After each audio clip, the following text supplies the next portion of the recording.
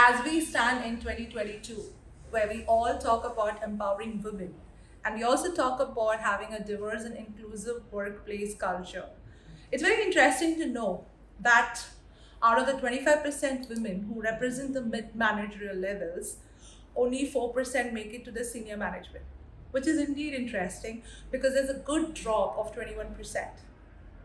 Now, we might be thinking, what's happening here? Fortune 500 companies, which have maximum number of women representations on boards, outperform financially other organizations which have the lowest women representations. Gender diverse teams have more sales and more profits than organizations which are male dominated. In a recent study, they also happened to say that business units have more higher average revenue, which have more gender diverse teams than the lesser ones. So which means that there's something that we really need to be mindful about, we aren't taking care about. Organizations which have maximum number of women representations, they say they have better employee engagements, they have better retention, they have a very positive working culture, they have an organization which has a more dedicated workforce, they have more meaningful work, lesser stress, lesser burnout.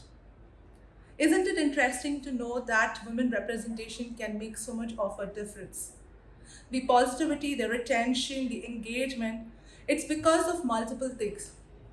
Women really look for multiple things when it comes to making their space in the organization. They want to have a gender parity in pays and promotions, have real leadership opportunities where they can look for those positions with the adequate amount of resources and even the support system.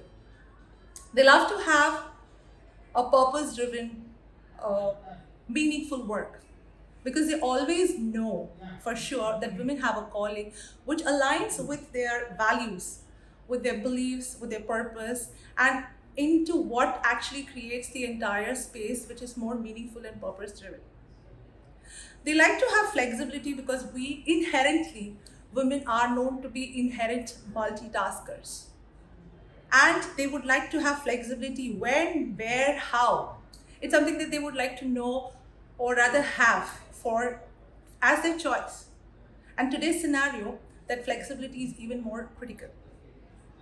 So these are some things that women really look up to, and we already know what are some of the advantages that we can have because of having higher representation of women. Now so this is something that organizations, the society and the culture needs to work on to create that space and environment for a woman. But there are certain things, even as a woman, they need to do because it's not just one-sided, but it's multiple, it's three-dimensional. There are three forces that works there. So I would like to suggest for all the women who really are making that effort or who want to accelerate your journey towards the boardroom to be mindful of certain things. And I'm going to be giving you a simple mantra or a framework, which I could call it as EUREKA. So when I say EUREKA, it's EUREKA. The first and foremost thing, when I say E, it's about engage in continuous learning. As women, we kind of think over the period of time that this is all that I need to learn and I stop at that.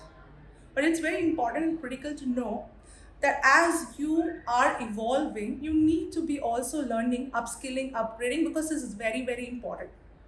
Only when you upskill and upgrade yourself, do you consider yourself for leadership positions, which calls for that kind of capabilities and qualifications and credentials that you build in through your continuous learning.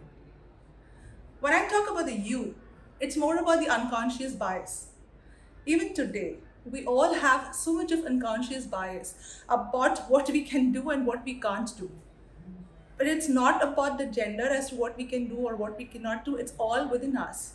We have that self-limiting beliefs that as a lady or as a woman, this is all that I can do. This is my comfort zone. But important is, can I move out of my comfort zone into the effort zone so that I can see the magic for self? And so that I also believe that aspire to inspire before you expire because that's very critical. While if you are there in the comfort zone, you don't make that magic happen. Then we go on to the third one, which is about R. It's like reprogramming your personal brand. We all are brands, but it's important to keep working on your personal brand. What's the personal brand that you would be like to know as? What's the perception that you want to give to the people around you? What's the kind of leadership that you want to portray to people? What kind of a leader do you want to be perceived as? There's so many things that goes into building your brand. Are you mindful about what kind of brand are you being perceived by? What's that you do for that? It's called as the ABCD in personal branding, which says work on your appearance, work on the behavior, the way you conduct yourself in the best and the worst scenarios. C is about the communication, the way you communicate with self and with others too. And D is about your digital footprint. So that creates your personal brand. So are you knowing what you want to be? Are you knowing what you want to do? And are you knowing what do you have with you? So it's about the be, do, and have. Then as we move on to the other alphabet, that's E. It's talking about evolve yourself to be more confident and comfortable celebrating your success too. Because the more you show and project confidence, it shows as a leader, you are able to take decisions more better. You are able to display those skills, which is so critical and essential for people to see you as a leader with a lot of value. When we keep going on, we also talk about something which is very critical, which is like keep working on yourself, keep improvising. It says that even if you were to become better than yesterday, at least by a percent, just 1%, imagine in a span of 365 days, you would be actually 38 times better than what you are today. So what do you do to push yourself, to keep working on yourself? Because even the word push means a lot. It says persist until something happens. So how much are you ready to persist until something happens and move there? And last but not the least, atypical jobs, that's where you should focus on. We all love to have a place where there are more women, but check about jobs which is like a blue collar industry, like a petroleum or transportation, where it's more male dominated. Can you see yourself working in a space like that? That's important, because the more you do things which are not normal, it actually reflects on your resilience, the tenacity and the fearlessness, which is so good and so essential for you to be shown or perceived as a leader to reckon with. So that's a Eureka for all of you, which says about engage into continuous learning. The unconscious bias, make the unconscious bias conscious, or be conscious about them. It's like reprogram your personal brand.